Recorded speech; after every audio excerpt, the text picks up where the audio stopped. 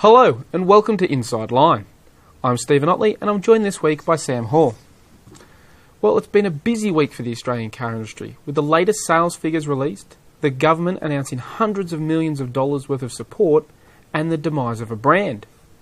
But first, it's time for our internet burnout. Now, this bloke found a shortcut to swap in the engine in his Golf.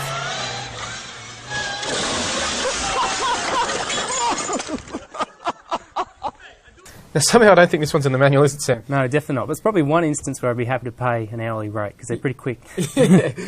Now, turning to more serious matters, the Australian automotive industry has been very critical of the federal government's decision to change the fringe benefit tax scheme.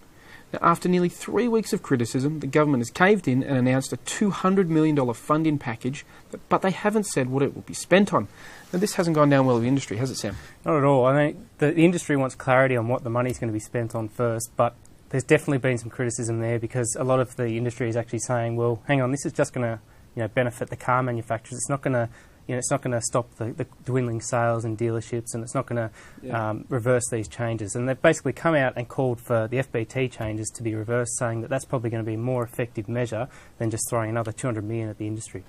But the Labor Party's also announced $23 million worth of funding for Toyota to keep their Melbourne plant factory going for the next 5 years. That's right. So that's on top of the $200 million, and Toyota's also thrown in $123 million into that amount. So it'll basically keep them going until at least 2018, and it also, as part of the deal, Toyota will also throw $15 million towards the parts supply chain as part of that 123. And basically what they're going to build is a facelifted Camry from 2015 onwards.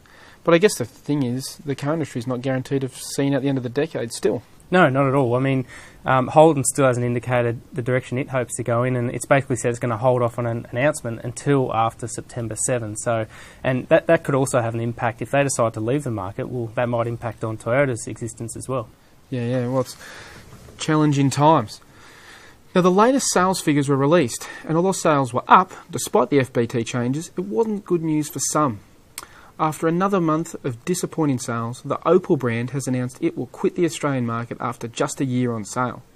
It was always going to be tough for them, wasn't it, Sam? Yeah, for sure. It is really cutthroat in this industry at the moment. I mean, we saw Mitsubishi a couple of weeks ago posted a $34 million loss for the financial year, and now we've seen Opel exit the market as well. And it's particularly around that low price point, the entry point of the market, the $19,000, $20,000 cars. I don't think car makers are making much at all, in their entry-level cars. Yeah. I mean, they basically said, we just can't compete. We can't afford to compete on this level with their Astra and Corsa models, like you say, that entry-level market.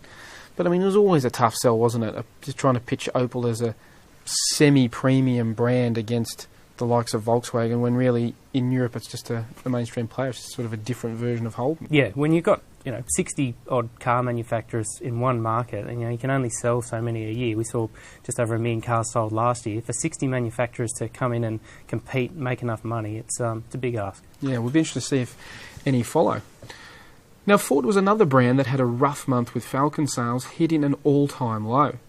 Now, the company has announced it will cut production over the next 2 months. Now, what's the full story here, Sam? Well, basically, they only sold 594 Falcons last month. So it's, depending which way you look at it, I think, the Falcon and everything else is obviously on borrowed time. Ford's going to exit its manufacturing operations in Australia in 2016. Yeah. So basically, they've come out and said for 12 days over the next month or so, they're going to have down days and basically reduce their output, so they haven't got excess cars. 12 days in just over a month, it's basically half a month of sales, so it's not a good look. But positive news for Ford is this time next week, they'll have someone here announcing their big plans. That's right, so we've got a big head honcho coming down from Detroit, and they're basically going to detail which cars will be introduced to market after the Falcon is gone. Basically, we already know that the Mustang is coming to Australia, and we know that in the interim between the Falcon finishing up, they're going to bring an XR8 back to the Australian market, which is a good thing. There's some exciting product from Ford overseas, so maybe it'll plug the hole and be a bit of a turnaround, because we've seen the sales of Fiesta and Focus and Ranger, their imported cars, have actually been quite strong. So, maybe this is the start of a turnaround for Ford. Yeah, I mean, they've obviously made this decision to go import only for a reason. They obviously think they can pull decent sales from their imported cars, so we'll wait and see what happens. Yeah. Well, that's it for Inside Line this week. As always, visit drive.com.au for the latest motoring news, reviews and videos. Thanks for watching.